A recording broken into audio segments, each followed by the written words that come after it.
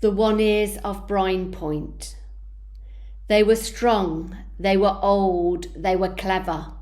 They were great, the old ones, those old men of the hills. They were their hills, they worked them, searched them, lived in them quarry men.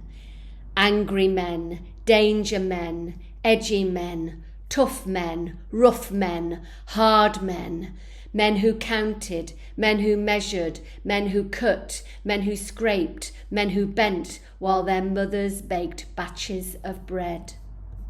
One day, running down that hill, the grey one came, his fingers flapping, his jacket snapping, in the mountain wind that had tossed his locks all over the shop.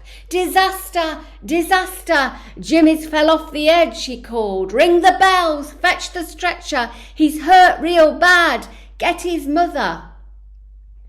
The grand old Duke had gashed his shin and ripped his ear off, marching up and down that hill, up, up, down, down, 10,000 of them quarrymen in a dispute over health and safety. When Jimmy went over the edge, his pouch went with him, the gravel went with him, his snack went with him, his wages went with him, and he left his ear halfway up and down, and a tree with a sticky out leg ripped into his shin, and his heart stopped beating for 5 whole minutes. In those 5 whole minutes, Jimmy had a vision. He saw a woman in black with a stick and a pot and a spoon, and he saw himself standing on a throne, his head popping out of a cushion at the top of a mountain. Gash, gash, gash. Gosh, gosh, gosh. The cliff edge. Over the cliff edge, the cliff is crumbling, rock, pink rock, like rhubarb.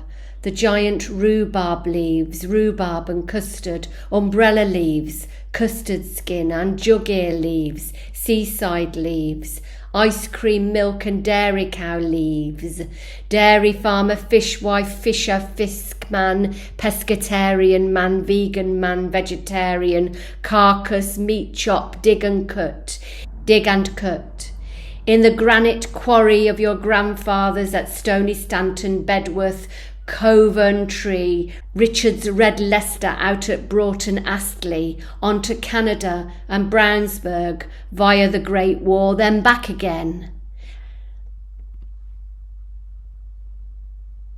At the edge of the mountain there's a fairy goblin with a black and pink spotted umbrella, eating rhubarb and custard with the skin on, while Anderson and Danny's Thumbelina watch from the lap of a gunnerer in Sandra's garden.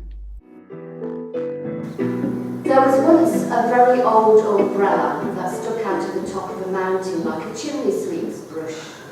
How do you spell umbrella? Is it umbrella like underbrella, or umbrella like umbrage, like when you go cross over something? If umbrella like umbrage, like when you're really cross with something, I mean downright stark raving mad about something, I mean volcanic, umbrella, umbradella, under,